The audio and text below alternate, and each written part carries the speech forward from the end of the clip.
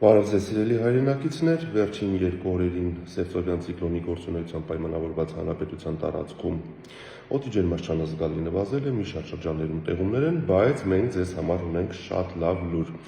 Վաղվանից սկսած հոկտեմբերի 3-ից այդ ցիկլոնը ամբողջությամբ դուրս կգա մեր տարածաշրջանից, իր տեղը զիջելով հարավ-արևմուտքից արևադարձային լայնություններից ներթափանցող տաքոթային հոսանքներին, եւ հոկտեմբերի 3-ից 6-ն ընկած ժամանակահատվածում մեր երկիրը գտնվելու է այդ տաքոթային հոսանքների ազդեցության գոտում,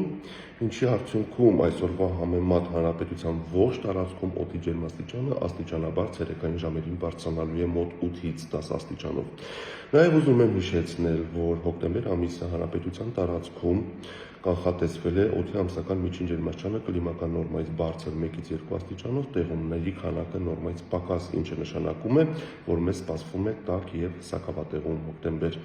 Այսպիսին է շրջակա միջավայրի նախարարության հիդրոմետ կենտրոնի կանխատեսումները, ձեզ մաղթում եմ լավ օր։